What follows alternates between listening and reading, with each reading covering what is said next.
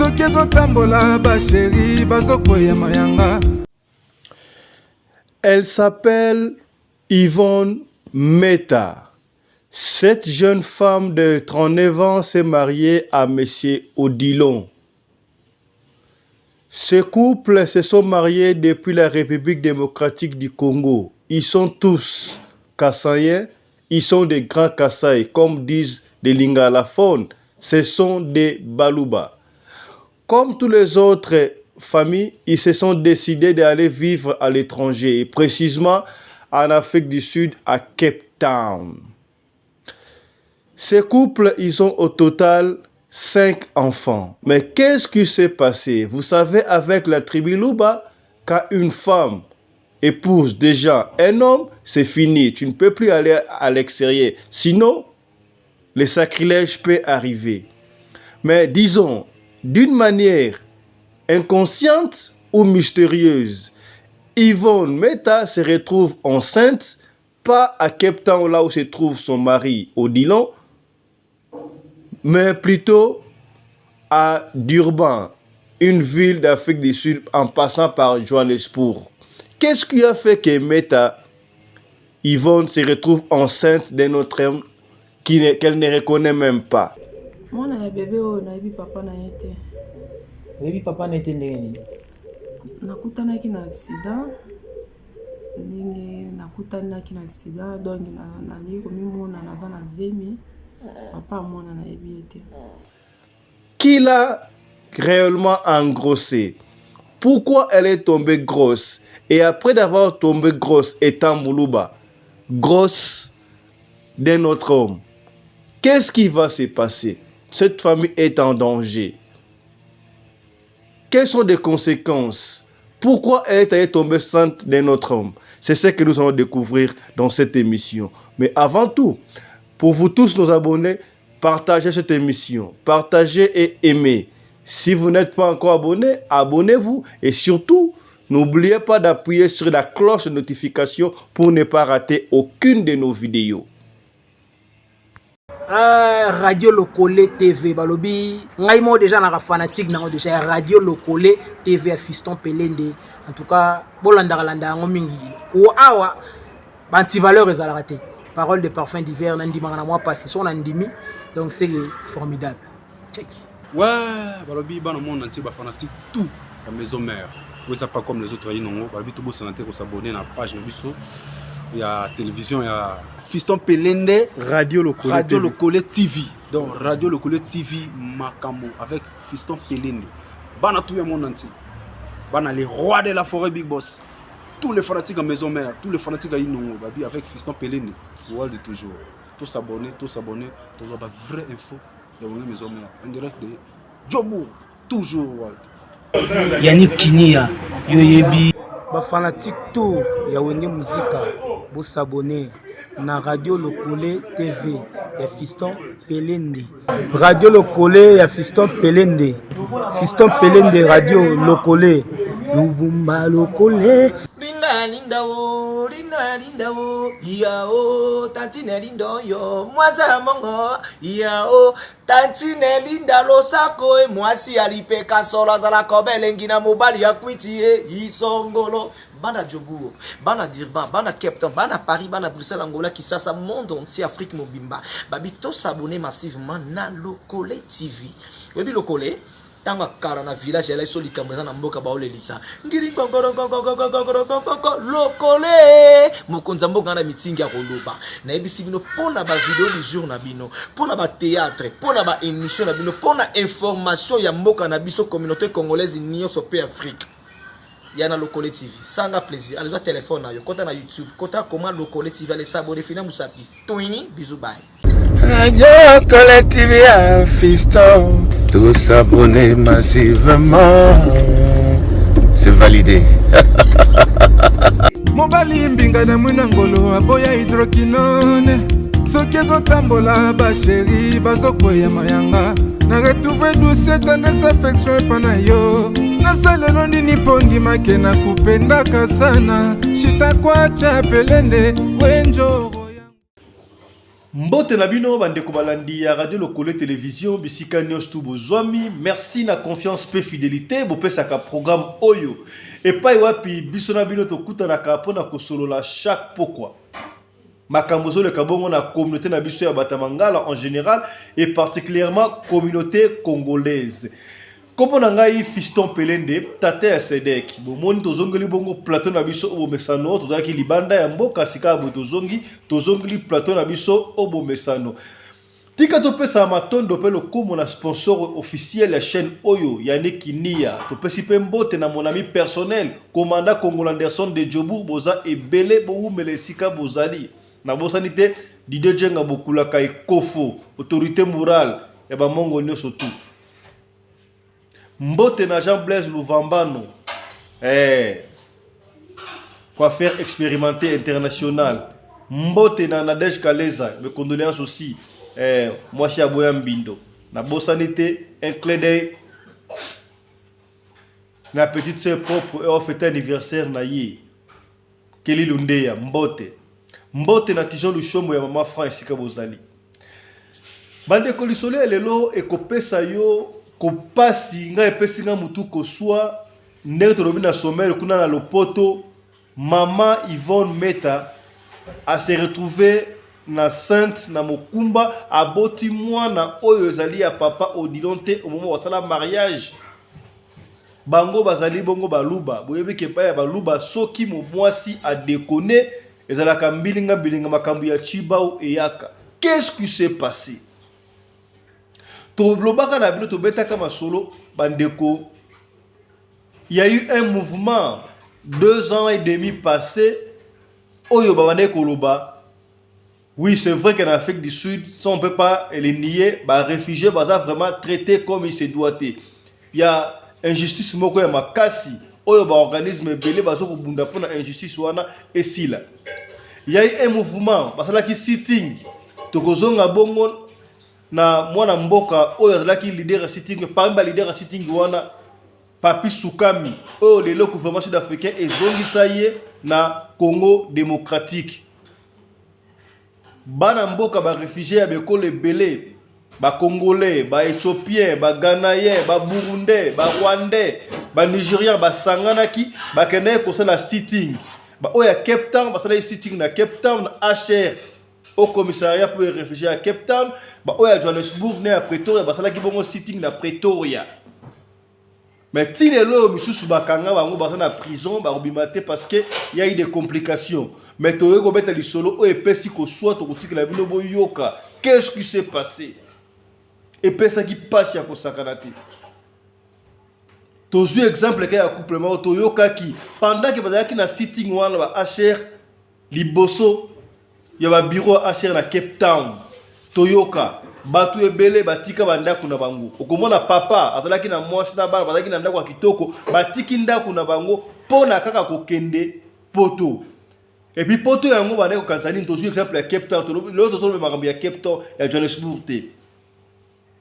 Et sika bana ko vanda wana tellement bana ko linga ba réinstaller bango ba réfugiés na Canada, ba pesa ki yango kombo Camp Canada. Ceux qui ont habité au Canada, à la Canada, et ça Canada et Canada et Amérique et ça dit quand on va faire qui, babande ko sala ba démarche pour ba réinstaller bango na Canada. Yango ba koba ko bengango Camp Canada. Kasi epesi pasi. Toyoka kuna bande ko batika banda ko na lobi. Mususu komona yayi mésentente entre papa na mama. Mama linga kende Canada kotika papa na bana ndaku yake kova na ina Camp Canada pour kende Canada. Mususu pe papa atiki mama na ndaku ali bino zela ngai awa ngana kende na no Canada kuna soki makambo ya bien zali na ko kozonga na ya kozwa bino. Mususu pe na papa na mama na bana bakenda na Camp Canada. Boyebi ninga zalaka esika bana basi bazali bana mibali ba papa bazali na mama ezalaka mbai ba nungu koma kuna toyoka basi ebele ya mabala ba koma ko déconner kuna ba dékonaki na Canada. Bana mibele ya basi o bazali na 16 18 17 bazwa makama mususu ba mema ba mikumba.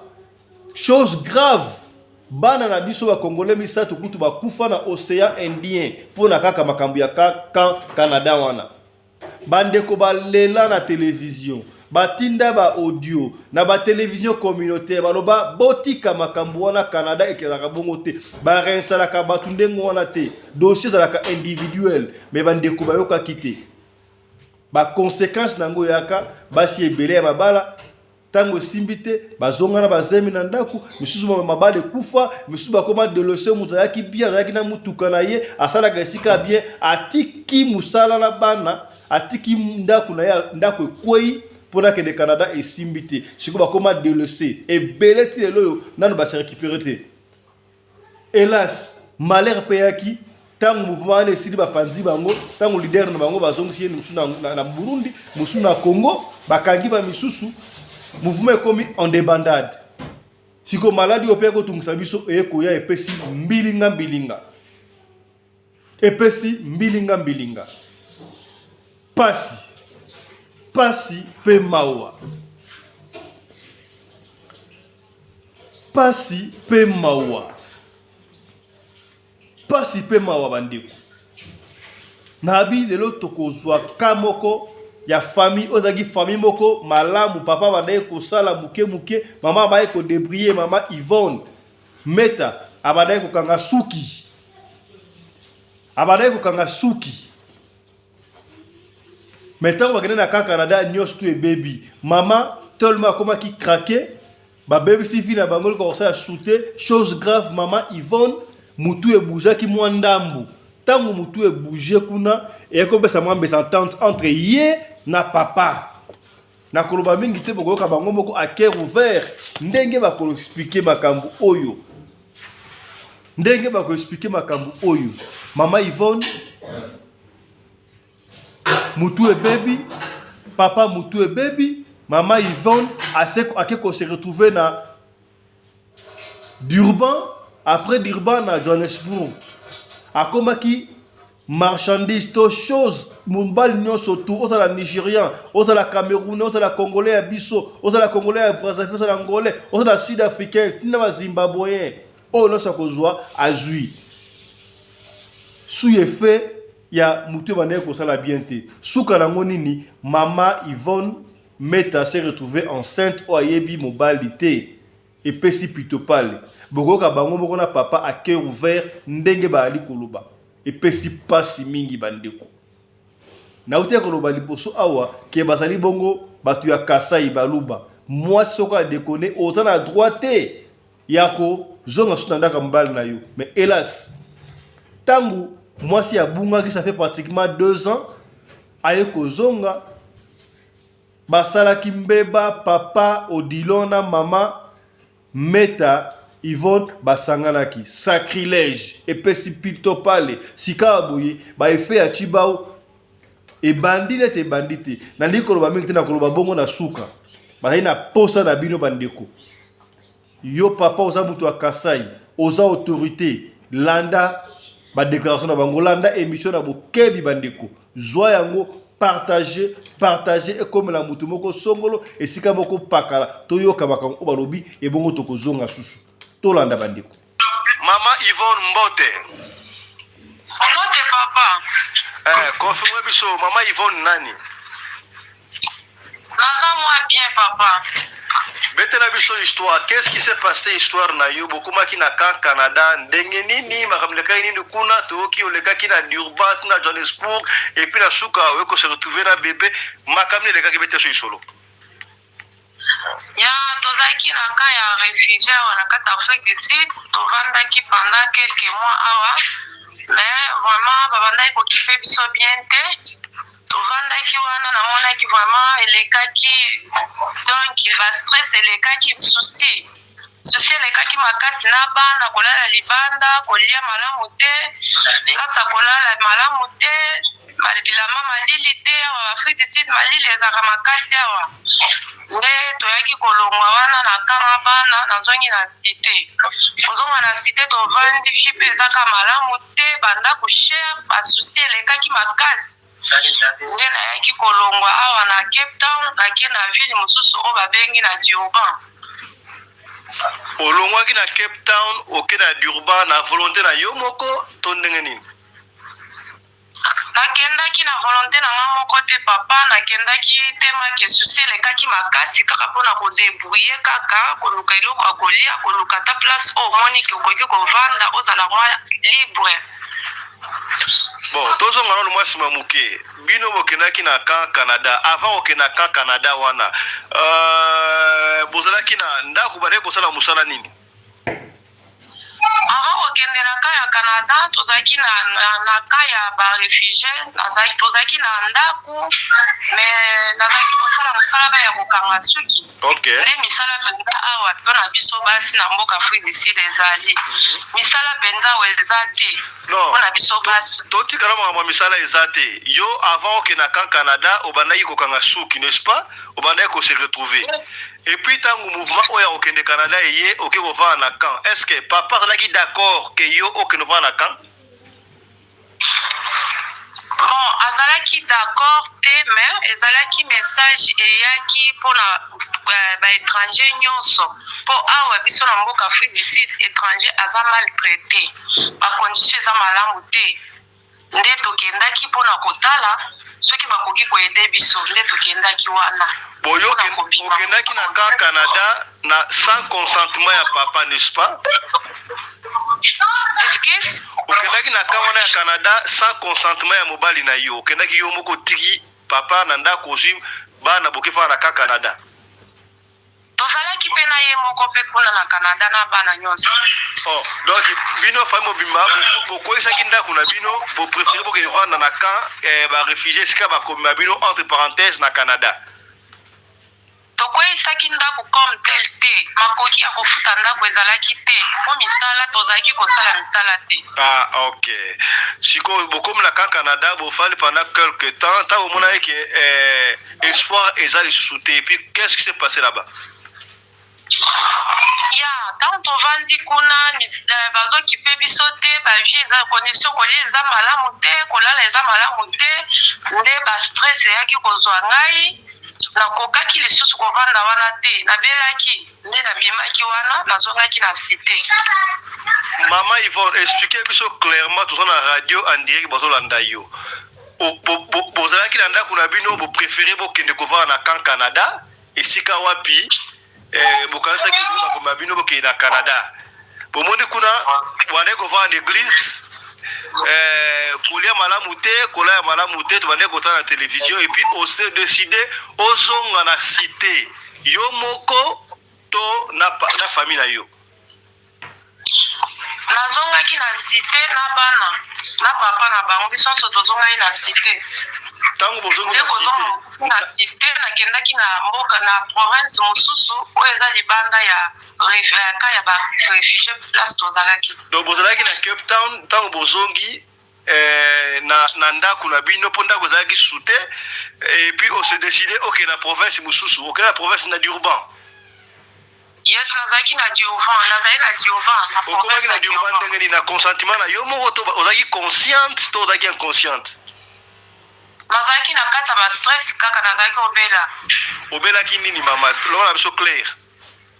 Nabelaki stress yo yebi stress eza mutu tango ezopisa oza na vie ya malamu te, stress wana ebetaki nga na mutu.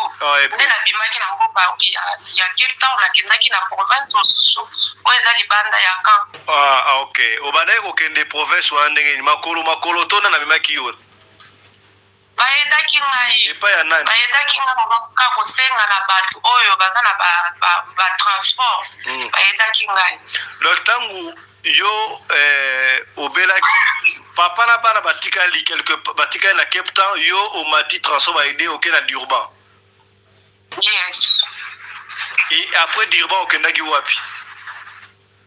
Après Durban kuna nde nakendaki kokutana ba accident mosusu kuna. Accident nini mama?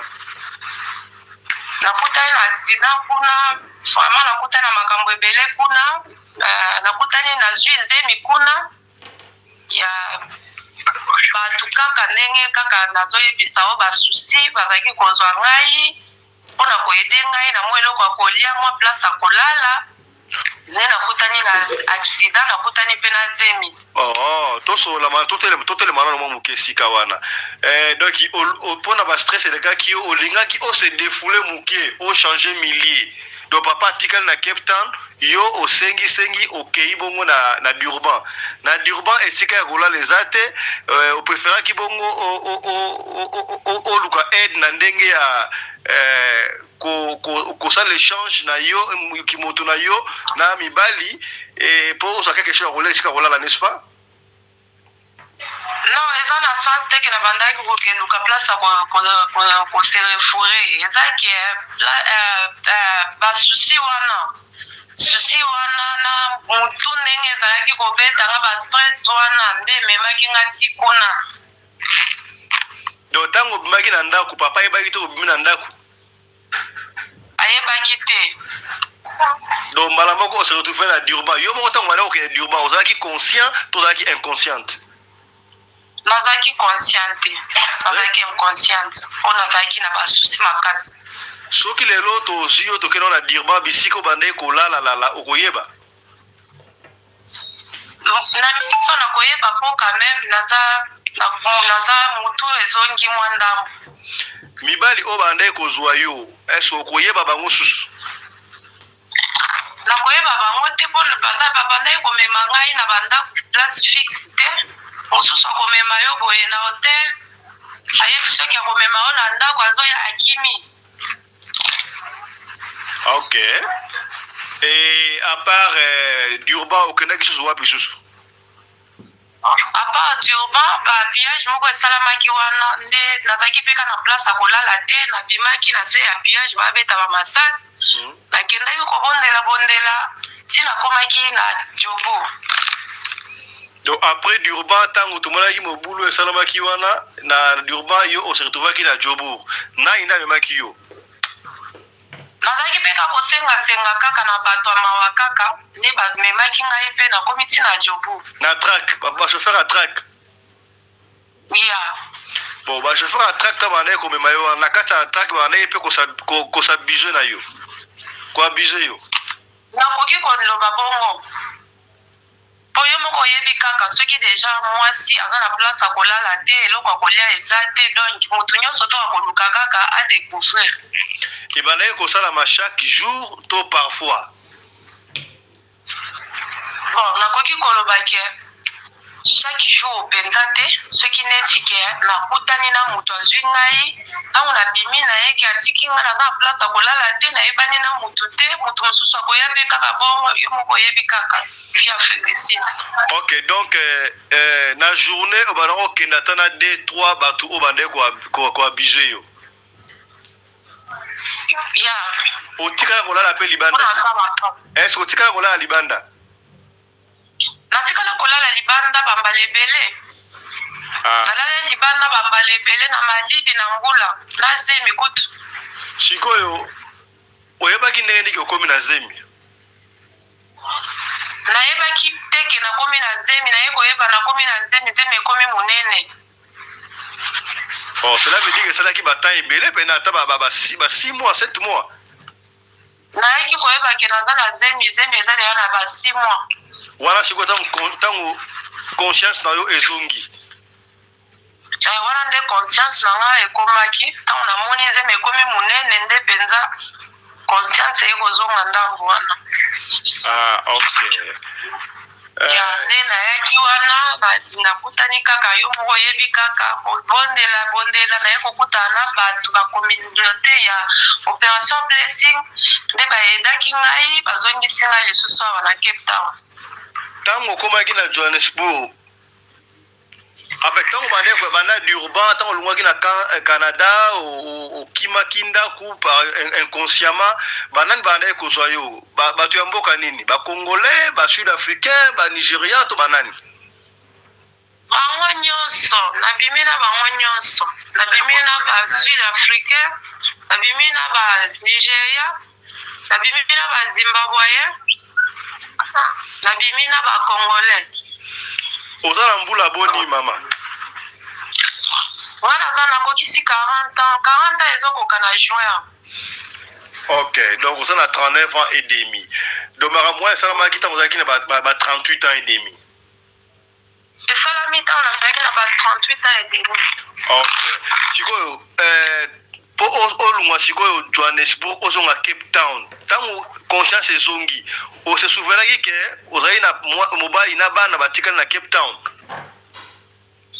Ya, nazaki na conscience moi ezalaki ka kozonga ke nazala bana ya na bandai pe ka kozala na susi ya bana ngai oyo moko yebika mama nyonso azala na susi ya bana basusi na bastress wana nyonso temake elataki motu place akovanisa bana eza te nazalaki kolela makasi mpo na bana. Ça a fait combien de temps ozalaki na situation nyonso wana? nakoki koloba susi na ngai eumeli makasi awa na Afrique du Sud mpo na misala eza te barefugie toza na mosala awa te basouffra makasi na baproblème ya susi wana. Yoka mama Yvonne totuni boye tant oyo okimaki na camp passé na Durban na Johannesburg tu es kozonga sali combien de temps on est inconscience? nasali presque 2 ans. 2 ans na inconscience. Na 2 ans na otika ata kosola mala moko te na famille na we na papa na bana. Natika kosola na bango te. Siko nani azongisaki yo na Cape Town à partir de Johannesburg? Opération Blessing nde bayedaki nga bafutelaki nga batransport nde nazongaki soir na Cape Town. Ah, ok. Avant tout ça, papa, tu as besoin de opération Blessing. Ok, maman. Maman Michou Mbote. Ah, Mbote non, papa. Yo muto sunga ki mama Yvonne pour alungwa Johannesburg azonga Cape Town. Boyeba ki ndenge nini ke mama oyo a se retrouver na Johannesburg bokutana ki na yini wapi pindenge nini?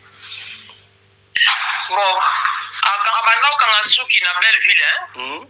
Ah na Cape Town bato anokanga na bango suki moko na bango bando kende Jobo ndi amona kai na Jobo na nzela. Azola na nzela akomaki pe déjà na zemi. Ndi abengaki biso so to ko sunga e azwa transport ya koto. Ok, tango bozui akomi na Cape Town. Est-ce que bino boyeba que mama oyo Yvonne azaya kobunga, bozala na contact na mobile na ye déjà? Toyebaki azaya kobunga po mobile na ya banda obenga biso mingi azolela. Abi ba ebisi ba moni mwasi na Durban, aola na nzela, mo bazola na église. To sunga e afuta ticket akinozwa mwasi na ye. Ok, merci maman, mais je te bozonga na lususu. To so la sika bena papa. Ok, papa Zalia. Papa Mbote. Mbote ndeko na ngai. Pesa biso komona o solo na Fiston Pelende ya radio lokole. E bongo yo. Ok, komona ngai ezali Odilon Kalulambi Mutuji. Papa Odilon. Toyoki mama ndenga expliquer biso bokendaki na camp Canada bandeko balandi camp Canada ezali camp oyo tango ba réfugié à Afrique du Sud en général to en particulier à Cape Town basalaki sitting bagala ko vanda bongo na siège des Nations Unies pour ba évacuer bango soit disant ba condition ba réfugié na Afrique du Sud ezali malamu te et ça a perturbé basaki bango quelque part ba ko vanda quelque part et puis ça n'a pas marché ndenge mama expliquer biso wana ke ba bimaki papa tango bokelaki na camp Canada ozalaki conscient yo ndo ndimaki ke ozwa mwasi na bana bokela camp Canada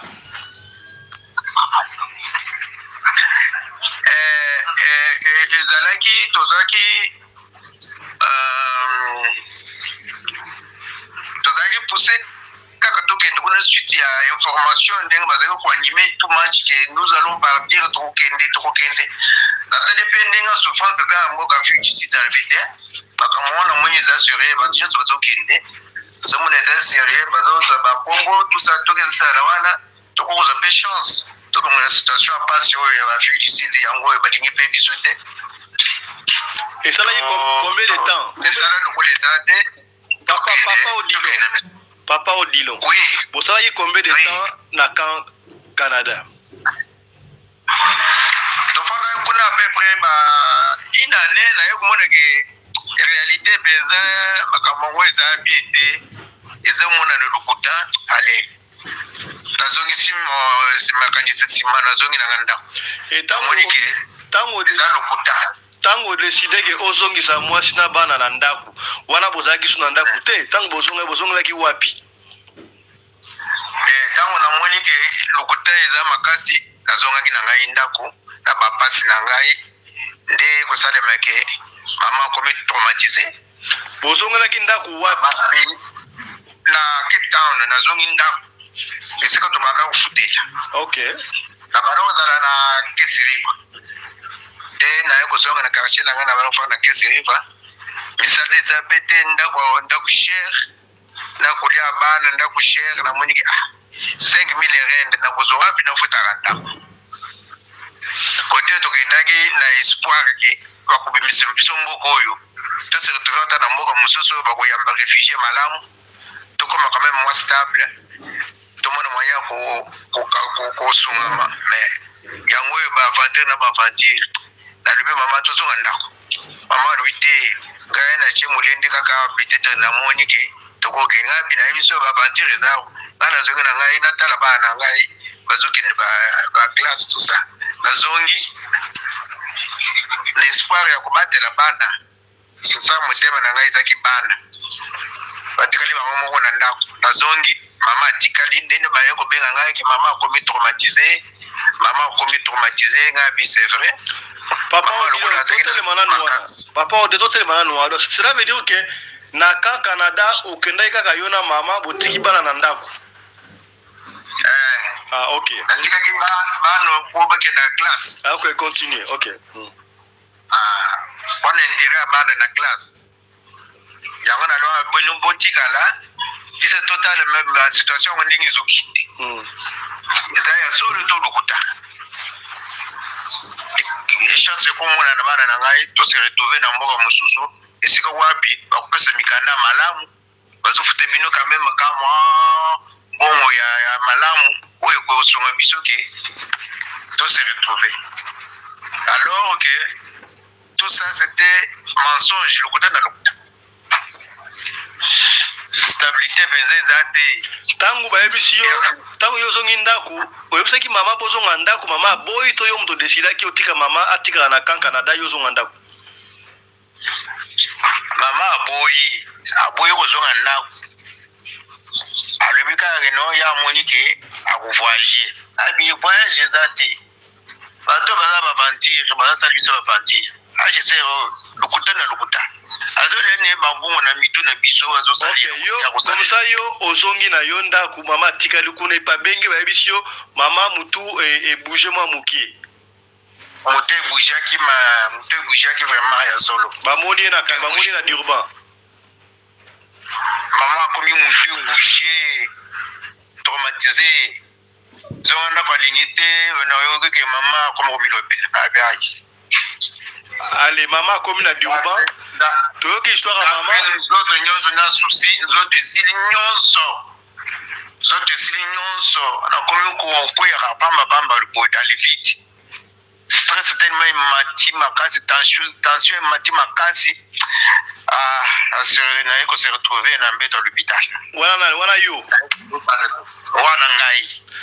Zela papa Odilon. Maman a commis na Durban déjà, nous autres bougé na Durban, wana yo ebité, yo peut côté pêche souci au côté hôpital, tension zuyo. Tension makasi. Avant makambu ya Canada et ya obana ko sala. Musali zalaki te, misali za ya ba sud-africain. Obana ko sala ni misala. Obana ko sala musala ni pour kolesa bana fama ba Canada.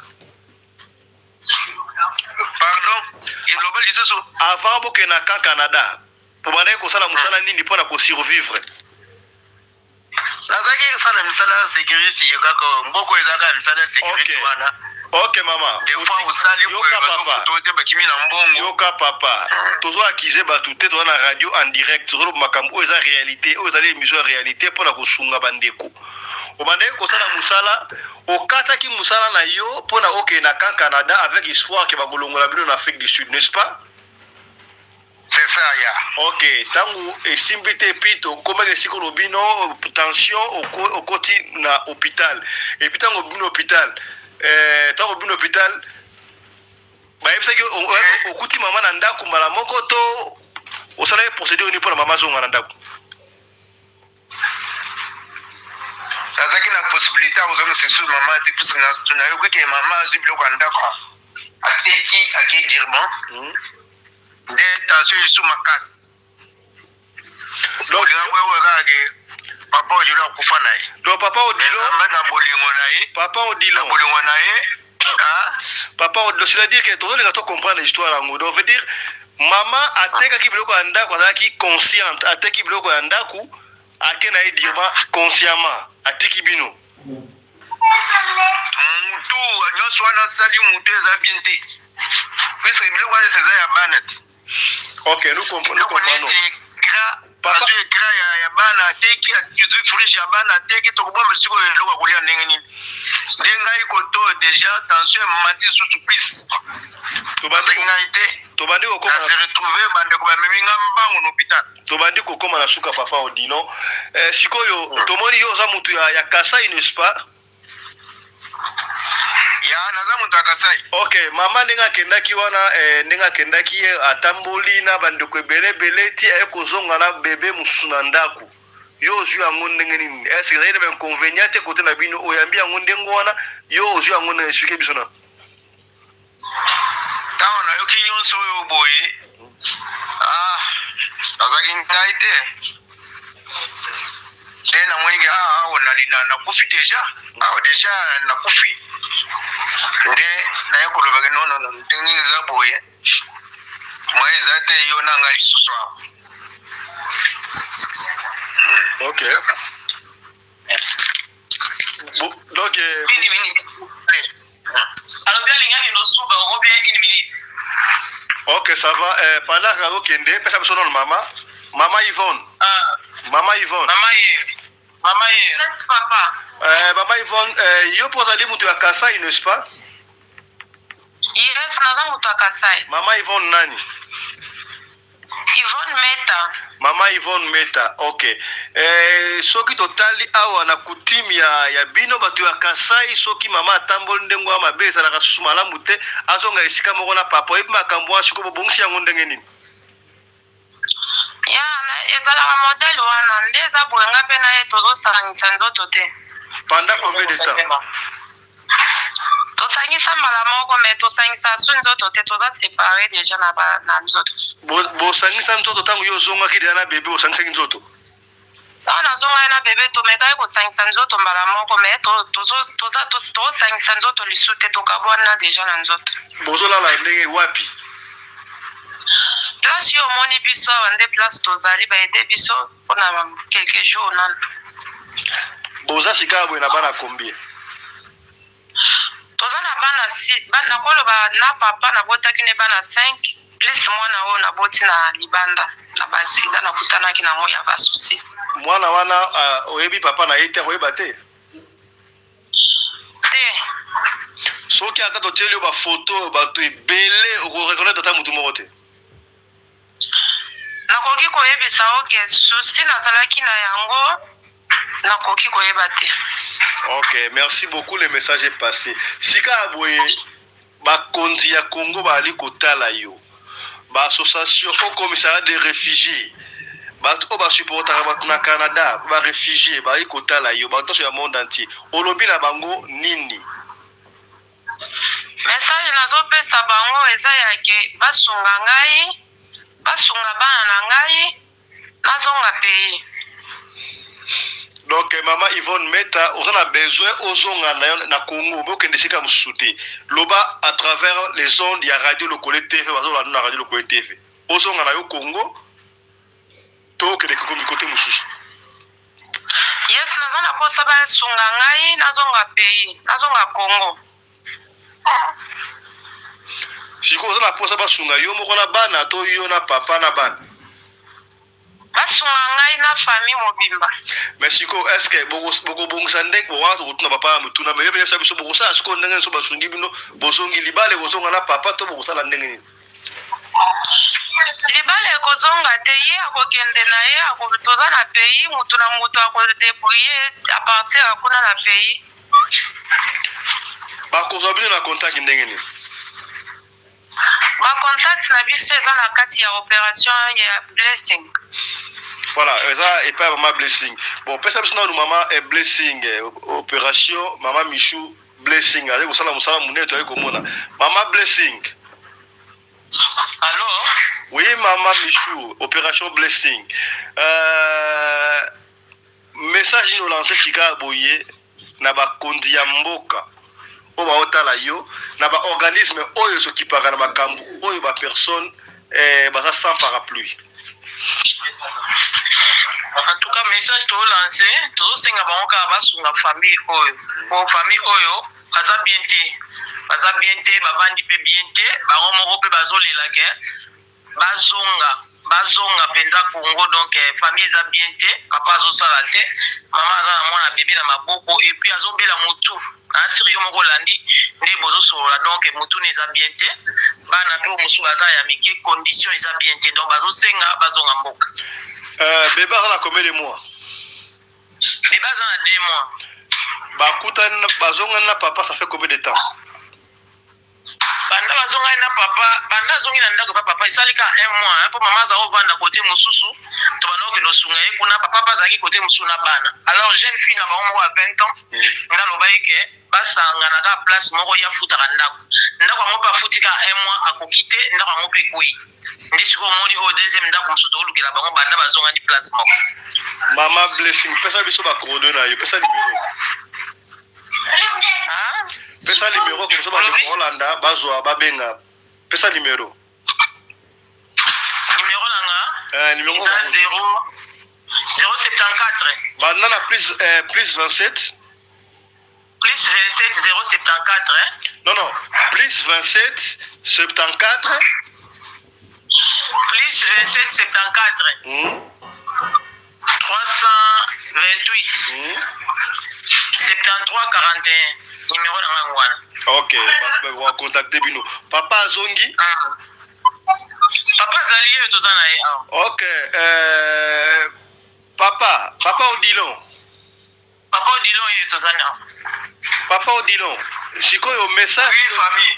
Message no zana ngo pona bandeko ba Holanda yo sika na radio lokole olingi basala nini pona yo na libota na yo. Message na ngeza liboyi. Nazana posa nazonga mboka. Miska awa asina suki dinga na omoni nga boy. Nazanga ite. Na boy bayo kundanga na mboka yo ni ayaga mubimba nazonga ta mubimba nena nazonga boy. Nazonga na pesa za merci bande ko basunga ngai na liba bona kutani na ngoyo. Yango na sengi ba diaspora nyonso bande kona nga nyonso na poto ki ba nyonso bazali oya mawa. Asunga ndeko na yo jilo. Na mukunzi mboka soka ya yoki message oyo angambu ishoko kompira no kwetu lobala nazonga mboka naza posa nazonga na mboka na ngai. Fondation Mama Denise Nyakero bazo kolanda yo, fondation ya Mama Olive bazo kolanda yo, lobi na bango nini? Zamba pambo le bango nano ya liboso yango wana balongonya mbote ya mingi. Zamba pesa bango nzoto makasi nazana posa nazonga na ngai mboka. Nazonga na ngai mboka basunga ngana nazonga mboka na famille nazaliawa nazanga te akamunyo sese baby komi poto bana na ngai nyonso seto yo nazonga na mboka. Voilà, je crois que comme la biso na suka likama ko bakisa na ono so bolobi ezali na linga bakalika mama to papa to Mama Blessing oya ko bakalika mozali to sisa. Mama lobi linga bakalika muki après nga bakasa to silisi. Allez-y maman. Papa journaliste. Kaza na posa gouvernement ya Congo esunga ngai na bana. Iluka place malamu pona ngai na bana. Baluka vraiment moyen na ko vivre kuna na Congo ngai na bana. Merci beaucoup. Soki l'État azongisi na Congo. L'État kopesa wa musala te osali na ba famille oyo esika okomela. Excusez papa, no ba mama makasi. Soki bazongisi bino na Congo. Bozali na famille na Congo esika okomela. Ya naza na place na koki kokomela mais situation eza malamu te pe pona bango. Ozana numéro ya mutu moko na Congo to benga. Ya nakoki kopesa numéro ya baba na ngai. Pesa numéro na bango. eza nde na kati ya telefone ifo na cheke opération blessing abifuata nango na kati ya fone na cheke apres atindela yo kotindela biso papa odilo aza na numéro ya contact ya famille na Kisasa. papa odilo aza na numéro ya bato ya Kinshasa koto ozongela naza na bango numéro awa mpenza te fo koluka bongo opération blessing akokotindela yo. Ok, merci, le message est passé. Opération blessing, on va finir avec vous. Message de fin. Message tosenga kaka na fondation Denis Nyakiro vraiment batala pe biso en Afrique du Sud na Cape Town baka eza ebele eza kaka bango te donc bato ebele baza awa donc baka eza grave ba support organisation biso pe tout le monde ndenge to support bandeko. Voilà, merci beaucoup. Je crois que le message est passé. Mesdames, messieurs, c'était là en direct depuis Cape Town. Voilà, bandeko, je crois Bolandi interview all cela qui na radio na bango na ngai bola na ngopela télévision pour yoka comment est-ce que passe chez Ali. Comment est-ce que passe chez Ali? Ba image o bandeko défilé bandeko mona comment est-ce que opération blessing to sengi merci. Maman ali ko bunda bena maman Michel d'Ivoire Cape Town asungaka muke omomoni wana bayeli ba commencer ka fufu wa papier gélique melo ko lia tala ba kiti bomoni wana ba kiti wana na Afrique du Sud ceux qui ba bisio et si quand les Afrique du Sud au kondimate tala niveau ba kiti pela ndengwa e misa ba misi me chopo mais en Afrique du Sud cela veut dire que bato ba na difficulté ya kosakana te mais na simbe sika mon papa lobi na boyibo kundangai na mboka oyo kokunda wana yapo na nzala te boyoki témoignage ya mama Meta Yvonne Ndenga lobi donc bango basa baluba azaki mwasa libala basala chiba ba cérémonie surtout mais abimi libanda na mbale belé ba nationalité presque belé africaine na bandi bukutu mais nzamba sali grâce à ju maladie mais quand même à ju mwana cela veut dire que na baluba okoki lisusu kozonga na ndaku te. Pendant qu'ils se séparent, mais moi ils étaient obligés d'être ensemble. Maman a avoué, tant que na bébé, papa pa oumel, ça fait 2 ans, azala ki yemoko, ba tambola ki, ma be koti sous koleka. Yango ba ali kolela. Yo muto otala ngai, bena kasai, oza muluba, oyeba ba chiba papa zo kolela. Baza na besoin ba zonga na Congo, tina mbujimai, po papa alingira mwasi na ye, ba kende ba bongisa bango. Ce qui va tiki ndengwana liwa ekokota na kati ya famille et petit pasi tona na susu message na bango ya vidéo skonde ba oloba et bongo to sisa na biso toute la vidéo na bango.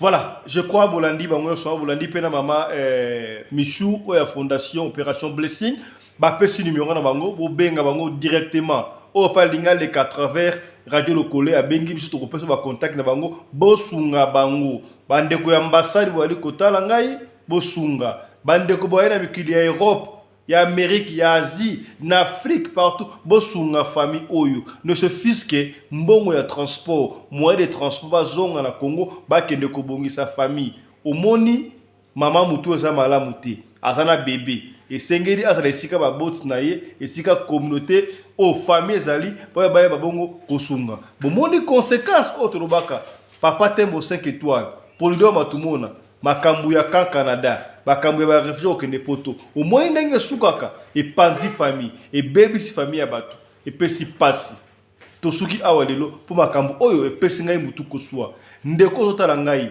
Ozana besoin to beta isolo na yo histoire ko pesa benga biso na numéro rédaction yango eza na sie wana benga biso soko tanga beta lisolo na to tanga kombo to kotanga kombo le to tanga ba kombo ya mama Yvonne Meta na papa Odilon pa permettre biso to tanga kombo na bango soki po bito beta ka lisolo to tanga kombo to kotanga na biso kombo te la rande moi to respectera ba principe to kutani prochainement. Merci na mama Rena Umbi, la femme à la taille d'une triche spaghetti ni courbure ni virage, coordonnatrice ya radio Lokole télévision. Ndeko, partagez monsieur Oyo, partagez à mon abattoir Kassai, partagez à l'abattoir à Congo, partagez à l'abattoir Europe, peu comme la Ndeko Moko Songolo et c'est comme Pakala, Basunga famille Oyo. Tokutani prochainement. D'ici là, portez-vous bien. Santé de fer à tous. Chap chap et tchara. La nuit du Festimas à Kinshasa est une véritable ligne droite que vient d'emprunter la marche vers le grand rendez-vous du Festival international de Masimanimba, Festimas Ngometu, qui se tiendra du 6 au 9 juillet dans la grande cité de Masimanimba, dans la province du Kwilu. Par cette activité, les organisateurs ont ainsi voulu annoncer les grandes couleurs de cet événement qui va marquer la célébration du centenaire de ces territoires. Dans un décor aux couleurs, Festimas aménagé pour la circonstance, quelques temps forts à retenir. L'adresse du congrès Massimonde, patron de l'initiative par le biais de sa deuxième vice-présidente Mose Kanankwaya, qui est revenu sur les objectifs de cette grande organisation non gouvernementale avec son créneau principal basé sur le développement intégral de Masimanimba par la recherche de l'unité de sa population. Le directeur général de Festimas, Armand Bouka, a quant à lui lancé un appel à tout le monde pour un lobbying en vue de la réussite de la célébration du centenaire qui pointe déjà à l'horizon. L'autre temps fort de la nuit du Festimas, c'est aussi le message visioconférence depuis Jérusalem en Israël de l'ambassadrice de bonne volonté auprès du monde chrétien, Deborah Vora, marraine de la première édition du Festival international de Masimanimba, qui sait par son mot en anglais, puis interpréter, dit être honoré du choix porté sur sa personne et a promis de faire de tout son mieux pour accompagner selon ses capacités Congrès Massimonde à atteindre ses objectifs. Shalom, dear friends from Masimanimba. I'm talking to you from Jerusalem, from the Holy Land, from Israel. I'm very honored that you elected me to be some leader of your community to help you to develop the area and help you to grow and be strong. I will help you as much as I can in my position in Israel, and I'm sure that you will have a great success. Thank you very much, and shalom from Jerusalem. Avec une ambiance tenue tour à tour par la capoeira, le ballet Chilongeludar, Marabout Théâtre, défilé Miss qui a consacré le lancement casting Miss Festimas qui devra élire la Miss Festimas et les artistes musiciens venus de Masimanimba ont bouclé la boucle. Rendez-vous donc pris pour les 6.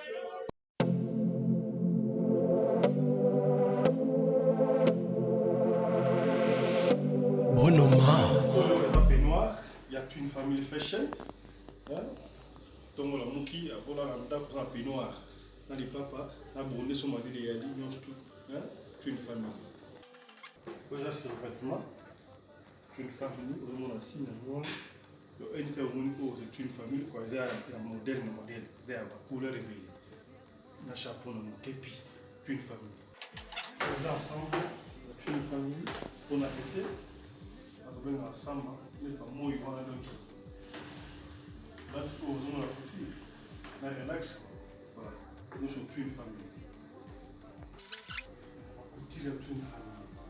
Donc, on a dit ça, nous sommes à Congo, on doit consommer Congo. Une famille à Congo, pour consommer en Congo. Donc, c'est une famille. Ça, ça nous a fait comme on dit. Comme on m'a dit, les bâtiments en bout là.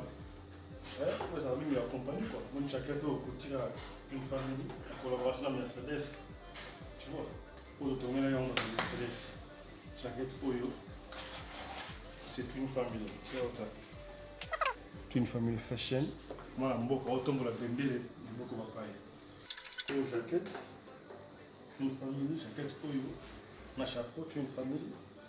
Pour Salino, c'est une famille. Ma chemise naïe, petit de Yamouana, c'est une famille. Jaquette Oyo. Mouni. Hein? Consommons Congo. Merci. Avec un talent.